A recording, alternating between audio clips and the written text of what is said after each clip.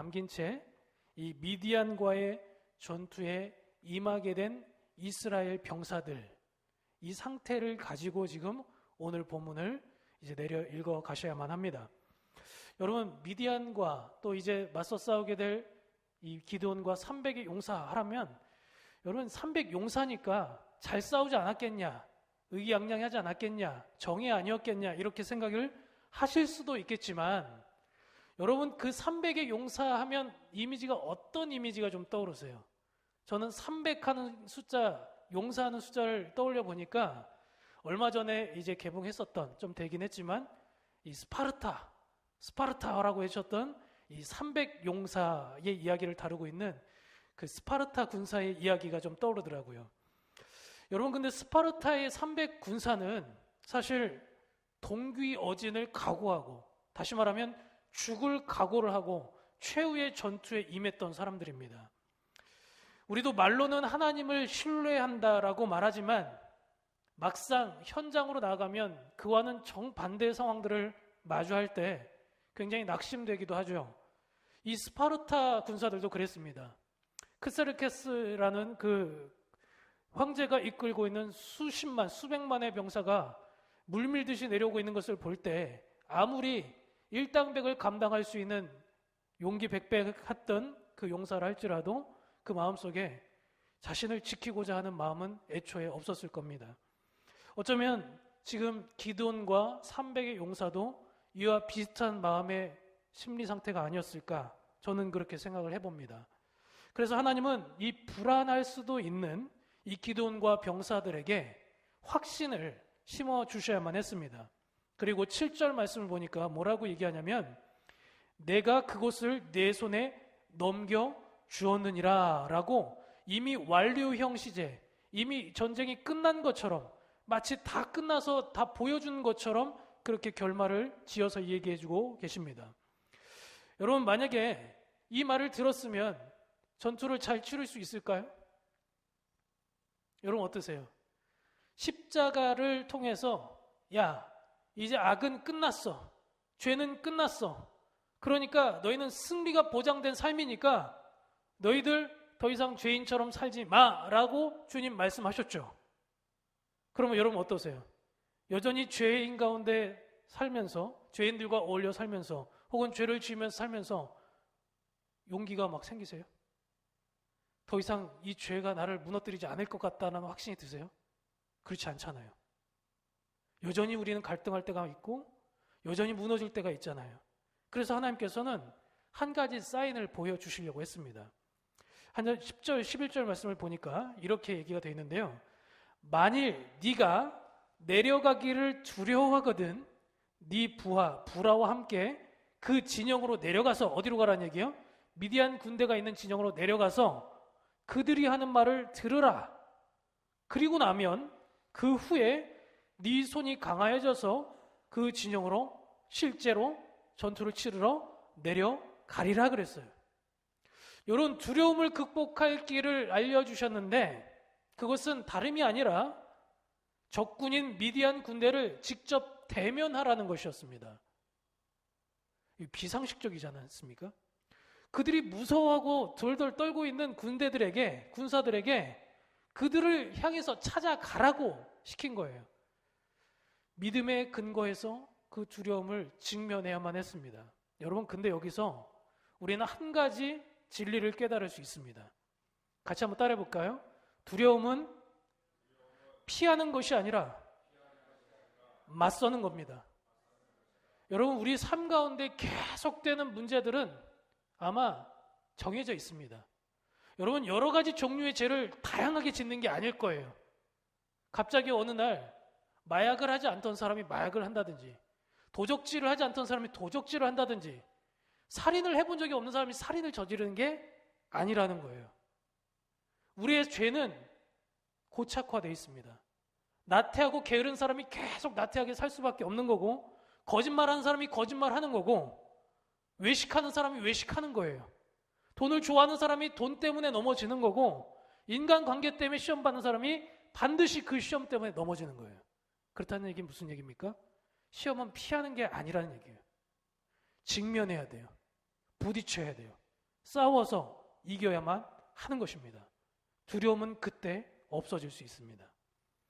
하나님께서 기드온에게 이 말씀을 굳이 해야만 했던 이유가 있다면 다름 아니라 이스라엘과 병사들과 기드온이 미디안의 군대의 모습을 봤기 때문입니다. 여러분 보면 마음이 달라진다는 거예요. 우리가 예배 드리고 나갔을 때 야 세상아 맞짱 뜨자, 한번 나가 싸워보자 했는데 막상 삶의 현장에 가면 어떻게 돼요? 쉽지 않아요. 보면 그렇지 않아요. 아무리 마음을 다잡으려고 해도 실체를 눈으로 보고 나면 바뀌어질 수밖에 없는 것입니다. 그래서 용기를 주시려면 차라리 시각적 자극으로부터 최대한 멀리 해야 되는 것이 우리가 가지고 있는 일반적인 상식일 것입니다. 그런데 하나님께서는 오히려 기드온이 미디안 군대와 마주칠 수 있도록 그들의 군대를 직접 목격할 수 있도록 하셨습니다. 그렇게 기드온은 미디안의 군대를 눈으로 확인했습니다. 그랬더니 어땠습니까? 정말 실제로 미디안 군대 숫자를 보니까 메뚜기 떼같이 엄청나게 많았고 그동안 이스라엘을 강압적으로 복속시키는 데 쓰였던 노동의 도구였던 낙타, 이 동물이 낙타였는데 낙타를 통해서 아마 노예들을 끌고 다녔던 것 같아요. 그런데 그 낙타의 숫자조차도 해변에 모래알같이 많았다라고 얘기합니다. 여러분 조건반사라는 말씀을 들어본 적이 있습니까? 조건반사. 한 개를 실험을 했죠. 밥을 먹을 때마다 종을 땡 하고 울리니까 이 개는 종이 울리면 밥을 먹는 줄 알고 그때마다 주인에게 찾아와서 밥을 달라고 그렇게 반사적으로 행동을 했습니다. 파블로프의 개라는 실험인데요. 그러다가 어느 날은 정각에 울리던 종이 아니라 시도 때도 없이 종을 땅 하고 울렸어요. 그런데 이 개는 시계를 볼 줄 모르니까 어떻게 했겠습니까? 조건 반사적으로 자연히 식욕이 감돌았고 침을 질질 흘리더란 말이에요. 그러면서 먹을 것을 달라고 주인에게 찾아왔습니다. 이게 바로 우리의 의지와는 상관없는 조건 반사적인 행동이에요. 여러분 마찬가지예요. 우리가 죄로부터 넘어진 경험이 많은 현장일수록 어때요? 이기려고 하지 않아요. 조건 반사적인 거예요. 거기는 패배의 현장밖에 없어요. 죄를 계속 지었던 장소에서는 죄를 계속 짓는 게 익숙한 거예요. 죄를 같이 짓는 사람을 만나다 보면 그 사람을 만나면 죄를 짓는 게 더 익숙합니다. 저항하려 하지 않아요. 이게 바로 조건반사입니다. 그런데 겁을 집어먹고 있는 이 이스라엘 군대, 특별히 기드온에게 조건반사는 뭐였겠습니까? 미디안의 군대를 보는 것, 그것도 두려움의 조건반사였을 거고 그동안 수년 동안 이 노예 생활하듯이 끌려다니며 자유를 착복당하며 그들에게 이리저리 이용만 당했던 이용의 도구였던 낙타를 보는 순간 노예의 조건 반사가 나오는 거예요. 야, 이건 내가 지금 싸울 상대가 아니다. 이러다가 잘못하면 우리 큰일 날 수 있다. 이런 두려움이 아마 먼저 몸이 반응을 했을 겁니다. 아무리 싸우려고 각오를 다져본들 그동안 지내온 7년의 기억들과 눈앞에 펼쳐진 압도적 병력의 숫자가 우리의 이성과 굳게 먹었던 마음을 한순간에 무너뜨리기도 한다라는 것입니다.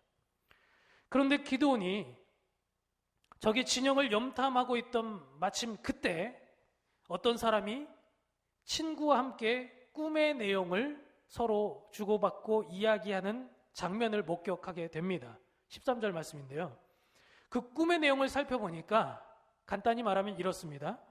보리떡 한 덩어리가 미디안 장막을 엄청난 힘으로 쳐서 그 장막이 무너지는 내용의 꿈을 꾸었다라는 것입니다. 여러분 이건 당연히 있을 수 없는 환상이겠죠.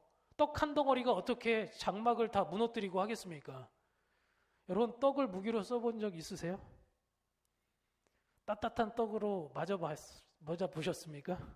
물렁물렁할 때는 아프지 않죠. 그런데 시루떡 같은 경우, 백설기 같은 경우 딱딱하게 굳었을 때 한 대 맞아보세요. 이거 벽돌만큼 정말 아픕니다. 그런데 지금 이런 이성적인, 이런 상식적인 얘기를 지금 하고 있는 게 아니라는 거예요. 그럼 그 꿈의 내용이 뭐냐? 이것이 바로 하나님이 기드온을 미디안 진영으로 염탐하게 보내신 이유가 아니겠습니까? 그래서 이 꿈의 내용을 잘 살펴봐야 될 텐데, 사실 냉정하게 전력을 좀 분석을 다시 한번 해보겠습니다. 미디안 병사들 입장에서는 아무리 사기충천한 이스라엘의 정예 병사 300의 용사가 있다 할지라도, 아니 그 뒤에 있는 모든 병력 3만여 명의 병력이 다 나와서 출정한다 할지라도 걱정이 전혀 되지 않았을 겁니다. 애초에 게임이 되지 않는 싸움이었거든요. 그렇다면 이 싸움은 객관적 전력이 아니라 전혀 상식적이지 않은 다른 것에서 변수가 생겨야지만 싸움의 판도가 바뀔 수 있었습니다. 바로 그것을 암시하는 내용이 바로 오늘 두 사람이 나누었던 꿈의 내용이었습니다. 그 꿈을 들은 친구가 이렇게 꿈을 해몽해 줬습니다. 이 꿈은 다른 것이 아니라 이스라엘 사람 요아스의 아들 기드온의 칼을 의미하는 것이라, 하나님이 미디안과 그 모든 진영을 그의 손에 넘겨주셨느니라 라고 친구가 그렇게 꿈을 해석해 주는 것이었습니다. 사랑하는 우리 성도 여러분, 세상의 힘을 보면 참 담단해 보입니다. 마음대로 권력을 휘두르는 사람들을 보면 그들과 함께 맞서 싸우려 하기보다는 그냥 가만히 있는 것이 오히려 낫겠다 싶어서 포기하고 때론 순응하고 불의에 타협하기도 합니다. 이 모난 돌이 정 맞는다고, 주머니 안에 송곳이 걸림돌이 된다고 언젠가 제거 대상의 1순위가 되지 않겠습니까? 그러니까 우리 마음속에 바른 얘기를 하고 개혁을 이루려고 하기보다는 적당히 거짓 평안을 꿈꾸며 비율을 서로 맞추어가며 현재 이 체제만 유지하면 되겠지라는 아니라는 생각을 가지고 살아가다 보니까 어느덧 우리도 그들과 함께 동화되어 살아갈 때가 많더라는 거예요. 나중엔 바꾸려고 해도 바뀌어지지 않는 사람이 되고 맙니다.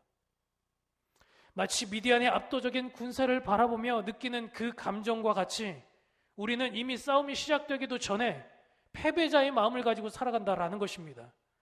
그러나 하나님께서 우리와 함께 하시면 이 악한 세력의 끝이 반드시 있음을 우리에게 일러주고 계십니다. 왜냐하면 우리의 싸움은 이미 끝이 정해져 있기 때문입니다. 사단이 역사하는 동안은 어쩌면 이 싸움이 지는 것처럼 보일 때도 있고 절대로 이길 수 없는 순간처럼 느껴질 수도 있어요. 세상의 힘이 압도적으로 느껴질 때도 있습니다. 그런데요, 꼭 기억하셔야 됩니다. 십자가를 주님이 보내주신 이유는 이 싸움의 끝이 있다는 것을 알려주시기 위해서입니다. 그것을 보여주신 예고편이 십자가인 거예요. 그러니까 우리가 적당히 타협하고 살다가 마지막에 양과 염소가 심판과 구원의 반열에 서로 양갈래길을 가게 되는 것처럼 평생을 교회를 다니고 예배를 드렸는데 버림받는 불쌍한 인생이 되지 않도록 우리는 깨어서 주님의 뜻을 살펴야 될 것입니다. 하나님이 직접 꿈 해몽을 통해서 용기를 부어주신 것은 기드온을 통해서 하나님을 경험하게 하는 것이었습니다. 그리고 기드온은 하나님을 경험하자마자 첫 번째 어떤 반응을 보였냐면 예배를 했습니다. 여러분, 이제 지금 전쟁터잖아요. 전쟁을 지금 앞두고 있는 병사잖아요. 그런데 어떻게든 지금 뭔가 이 전투를 효과적으로 잘 치르기 위해서는 전열을 가다듬는다든지 작전을 재정비한다든지 아니면 병사 훈련을 한다든지 뭐 이런 것들이 있어야 될 텐데 기드온이 가장 먼저 한 게 뭐였다고요? 예배를 드렸다고요. 예배를. 여러분, 우리가 좀 자꾸 착각하게 된 것이 있다면 그것은 바로 우리 그리스도인이 싸워야 되는 싸움의 방식에 대한 이해입니다. 우리는 자꾸 세상 사람들이 싸우는 방식으로 세상의 무기를 가지고 싸우려고 고집을 합니다. 세상의 힘의 논리가 무엇입니까? 돈, 권력, 가방끈, 인맥.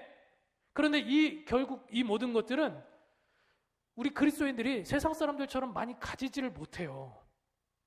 여러분, 강남, 저기 번화가에 있는 사람들만큼 돈과 권력과 힘이 있으십니까? 그런데 왜 우리는 자꾸 그들과 함께 그 동일선상에서 시작을 하려고 하고 그 방법으로 싸움을 하려고 합니까? 그러다 보니까 우리가 자꾸 실패한 것 같고, 그래서 초라해 보이고 인생이 왜 나에게만 이런 일들이 일어나는가 자포자기하고 싶은 생각이 들잖아요. 그런데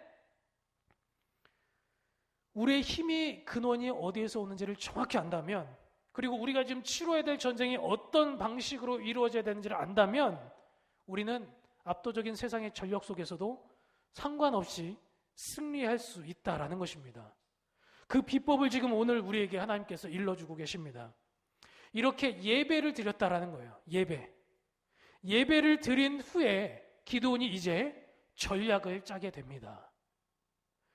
어떤 행사를 기획하고 어떤 일을 계획하고 나서 예배를 드린 것이 아니라 예배를 드리고 하나님의 말씀을 받은 후에 일이 이루어지는 거예요. 하나님의 말씀 따라 300명의 군대를 3등분을 했습니다. 100명씩 서로 3대를 나눈 거죠. 그리고 각 그룹들이 무언가를 가지고 나왔습니까? 나팔과 항아리를 한 손에 서로 들게 하고, 그 항아리는 어떤 용도로 썼냐면 횃불을 감추는 용도로 썼습니다. 그리고 이 횃불을 감추고 난 다음에 자신의 존재를 드러내지 않은 채 이 캄캄한 밤에 특별히 적의 파수꾼들이 3교대를 아마 했을 걸로 추측이 되는데, 이 교대 근무를 하는 교대 근무 타이밍 있잖아요. 여러분 3대 교대 근무 해보셨습니까? 교대 근무를 하면 서로 이제 옷을 갈아입고 뭐 출근 도장도 찍고 보고도 하고 또 인수인계도 해주고 약간 좀 번잡하고 좀 혼란스러울 수 있는 그런 시간이죠. 그런데 지금 이때는 어떤 때입니까? 밤이에요. 한밤중에 칠흑 같은 밤에 아무것도 보이지 않아요. 그래서 저기 멀리 우리 부대가 와서 기존에 지금 근무하고 있던 부대와 서로 교체를 해주는 그 타이밍에 그때 이스라엘 군대가 치고 들어갔습니다. 갑자기 손에 들고 있던 나팔을 삑 불고 또 감추어뒀던 횃불을 휘두르며 온갖 함성을 지르기 시작한 것입니다. 여러분 지금 어떤 상황이라고요? 미디안 군대는 서로 본대와 교대 분대가 맞바뀌어지고 있는 상황이에요. 지금 아군인지 적군인지 지금 분간이 어려운 그런 칠흑과도 같은 밤이에요. 그런데 갑자기 어디선가 횃불이 아른거리고 소리가 나고 나팔 소리가 크게 울리기 시작하자 이들이 시각적 동요가 아니라 어떤 동요가 옵니까? 심리적 동요가 오기 시작한 겁니다. 여러분, 사람이 마음이 먼저 움직여지면요, 눈앞에 있는 정세를 파악하기도 전에 행동하게 돼 있어요. 적군이 기습해 왔다라는 생각이 들자, 그렇게 판단을 내리자 이게 아군인지 적군인지 분별도 되지 않은 상황에서 서로 뒤엉켜서 싸우기 시작했어요. 근데 이스라엘 군대는 뭐 하고 있었습니까? 구경만 하고 있었어요. 손 하나 까딱하지 않았어요. 서로 뒤엉켜서 한참을 싸웠습니다. 그렇게 서로 죽고 죽이고 그런 일들이 있었습니다. 이걸 사자성어로 뭐라고 얘기합니까? 자중질환. 손가락 하나 대지 않고 같은 편들끼리 서로 싸우게 만든 것입니다. 그래서 오늘 제가 말씀의 제목을 뭐라고 했습니까? 손 안 대고 코 풀기. 손가락 하나도 까딱하지 않고 병력이 애초에 상관이 없는 거예요. 300명이든 뭐 3,000명이든 관련 없이 하나님께서 이런 대단한 지혜를 기드온에게 허락해 주신 것입니다. 여러분, 근데 이게 굉장히 또 드라마틱한 것은요, 하나님께서 참 멋있는 분이세요. 이 영화를 요즘에 수미상관이라는 기법을 쓰는데요, 처음에 이제 쉽게 말해서 떡밥이라고 하죠. 여러 가지들을 막 보여줍니다. 영화 시작부에 처음 시작하는 장면을 딱 보여주세요, 감독이. 그리고 나서 마지막에 이야기를 다 풀고 나서 끝에 가서 처음 장면을 다시 보여줘요. 그런 영화로 그렇게 끝나는 것들 봤죠? 그런 영화들 있죠? 그러면서 이제 하이라이트로 그렇게 해서 딱 마무리되는 영화가 있는데, 감독이 그 영화 기법은 하나님께 배운 거예요. 지금 딱 그 장면을 지금 하나님이 보여주고 계십니다. 여러분, 이 사사기 기드온이 처음에 어떻게 등장했습니까? 전쟁이 났을 때 무서워가지고 숨어 있었잖아요. 그렇죠? 포도즙들에서 숨어 있었잖아요. 그런데 마지막에 가서 어떻게 돼요? 이 미디안 군대의 왕 중에 한 사람이 포도즙틀 사이에서 죽게 됩니다. 하나님께서 이 겁쟁이 같은 사람들을 용사로 만드시고 오히려 용사 같은 사람을 척결할 때 그 겁쟁이가 숨어있던 장소로 사용하셨다라는 거예요. 그러니까 여러분, 칼로 흥한 자 칼로 망하고 돈으로 흥한 자 돈으로 망하는 거예요. 우리가 하나님께서 이 장면을 우리에게 알려주신 이유가 있다라고 저는 생각을 합니다. 그럼 대체 이 사건을 통해서 하나님은 그리스도인인 우리들에게 무언가를 말씀하고 싶으셨을까요? 제가 지금 몇 가지를 좀 정리를 해봤습니다. 첫 번째로, 하나님은 우리에게 함께하고 계심을 통해서 확신을 심어주길 원하신다는 거예요. 그러나 그 확신은요, 언제 생기는지 아십니까? 내가 무너진 자리로 가야지 생긴다는 거예요. 예전에 제가 브루스 올마이티라는 그 짐 캐리라는 배우가 아주 코믹스런 연기를 했던 그 하나님 연기를 했어요. 하나님 연기를 했던 그 영화가 있습니다. 혹시 가족들과 함께 집에 가서 보시면 너무 유쾌하고 재밌을 거예요. 근데 저는 그 영화에서 잊혀지지 않는 대사가 하나 있습니다. 그게 뭔지 아십니까? 짐 캐리는 자기가 신의 능력을 갖자 내가 그동안 하고 싶었던 일들을 이것저것 다 했어요. 그렇게 하면 모든 게 다 질서 있게 돌아갈 줄 알았어요. 그런데 오히려 일은 더 꼬였습니다. 점점 질서가 어그러져 갔어요. 그러자 마지막에 하나님께서 나타나셨습니다. 하나님께서 모든 것들을 제자리에 놓고 나서 짐 캐리가 깨달은 게 있었어요. 그게 뭐냐면 이런 것이었습니다. 하나님은 사랑을 구하는 자에게 사랑을 주는 것이 아니라 사랑을 할 수 있는 기회를 주신다 그랬어요. 여러분, 근데 사랑을 할 수 있는 기회가 언제인지 아세요? 사랑할 만한 사람을 주는 게 사랑할 수 있는 기회가 아니에요. 도저히 사랑할 수 없는 사람을 만나게 하는 게 사랑하는 기회예요. 그렇다는 얘기는 무슨 얘기예요? 쉬운 일이 아니란 얘기예요. 돈을 다스릴 수 있는 사람?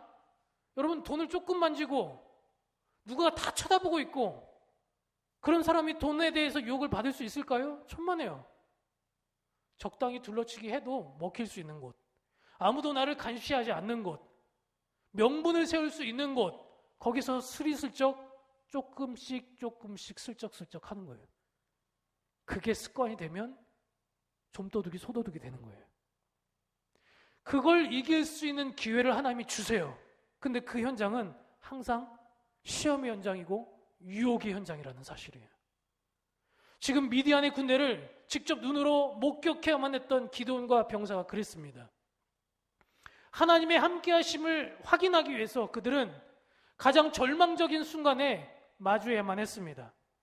그 과정은 결코 쉽지가 않다라는 것입니다. 그러나 마지막으로 정리를 하자면 이 과정을 겪어서 하나님의 임재와 승리를 경험한 사람은 그 결과 뭘 할 수 있냐면 참된 예배를 드릴 수 있습니다.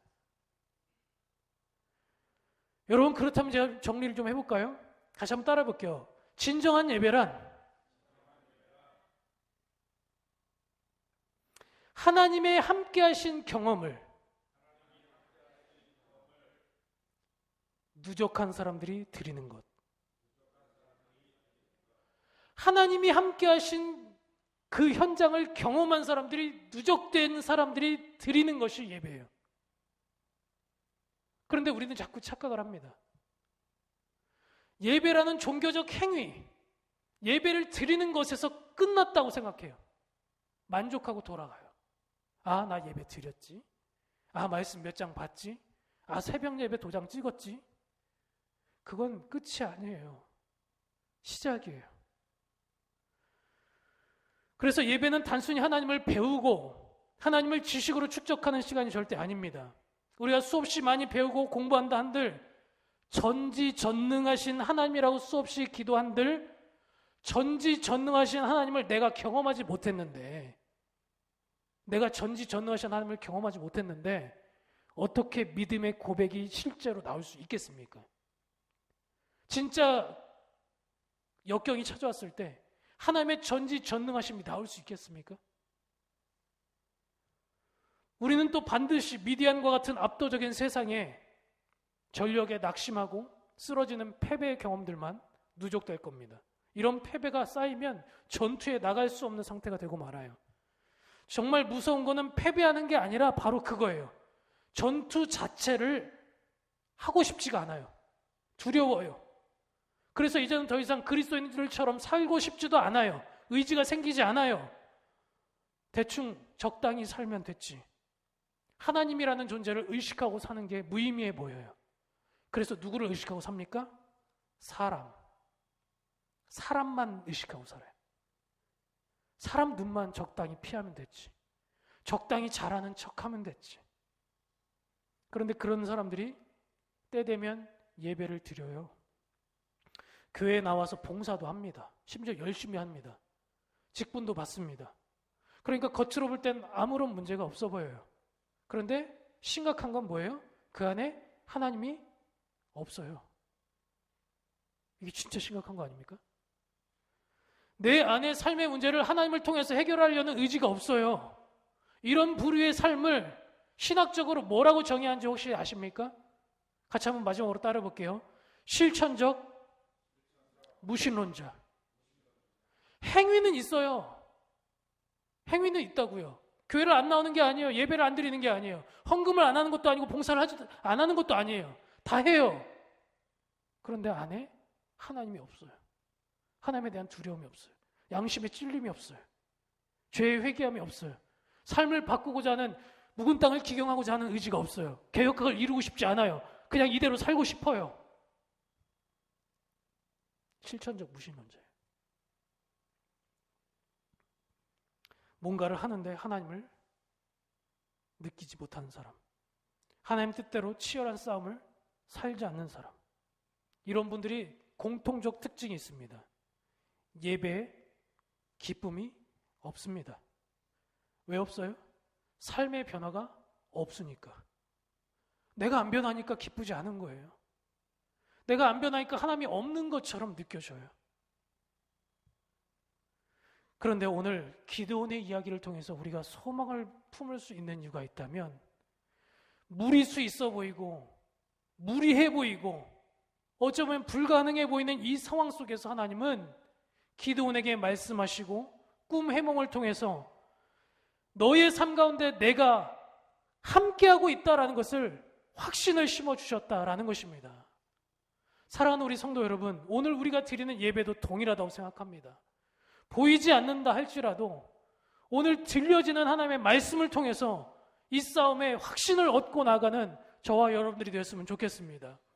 그래서 더 이상 우리의 싸움은 병력의 숫자가 아니라, 세상의 방법의 그 전투의 방식이 아니라, 비록 어리석어 보이고 무모해 보이는 이 방식이라 할지라도 하나님의 뜻대로 순종하며 하나님의 진정한 힘의 근원을 깨우쳐가는 믿음의 백성의 삶, 그 삶이 누적되고 경험되어질 때 비로소 우리는 하나님의 전지전능하심을 우리의 입술로 고백할 수 있게 될 것입니다. 그리고 그렇게 경험한 사람들이 드리는 예배는 기쁨이 넘칠 뿐만 아니라 능력이 일어나게 될 줄을 믿습니다. 우리 고난주간입니다. 고난으로 끝났다면 이 이야기는 정말 종말이었을 겁니다. 절망이었을 겁니다. 그러나 주님은 가장 어두운 밤이었던 그때 새벽이 오는 것을 보게 하셨고, 죽음이었다는 모든 사람들이 포기했던 그때, 뿔뿔이 흩어졌던 그때 주님은 새로운 생명의 부활의 소망을 우리에게 허락해 주셨습니다. 여러분이 어느 단계에 있는지 저는 모릅니다. 그런 삶의 단계에 종말이 있다 할지라도 주님을 붙드십시오. 그리고 그것이 새로운 소망의 시작이 될 것입니다. 오늘 자신의 십자가를 견디고 이기고 마주하고 시험거리를 이겨냄으로 말미암아 살아계신 하나님을 경험하고 돌아가는 저와 여러분들의 삶이 될 수 있기를 주님의 이름으로 축복합니다. 아멘. 기도하겠습니다. 하나님 아버지 감사합니다. 아버지, 우리의 삶 속에 수없이 미디안 군대와 같이, 메뚜기 떼와 같이 우리들을 압도적으로 제압하려 하는 세상의 힘들이 있습니다. 그리고 어느덧 익숙해진, 나도 모르게 파블로프의 개와 같이 조건 반사적으로 죄의 현장에서는 죄를 지을 수밖에 없고, 나태한 현장에서는 나태함을 일으킬 수밖에 없고, 죄를 같이 지었던 사람들과는 죄를 또 지을 수밖에 없는 그 우리의 반사적인 상황들 속에서 어떻게 우리가 이겨나갈 수 있을까? 수없이 부딪히고 노력해봤지만 인간적인 의지로는 한계를 느낄 때가 있음을 주님 솔직히 고백을 합니다. 그러나 주님, 이 시간 아버지 하나님의 뜻을 받들기 원합니다. 기드온과 300의 용사와 같이 보여지는 세상이 전부가 아니라 하나님의 말씀에 의지하여 주님 다시 한번 믿음으로 나아가기를 소망해 보니 주님 십자가에서 이루셨던 것처럼 우리도 우리의 삶의 십자가를 온전히 지고 다시 한번 부활의 소망을 이루어나가는 삶이 될 수 있도록 경험하게 하여 주시옵소서. 예수님의 이름으로 마지막으로 감사하며 기도합니다. 아멘.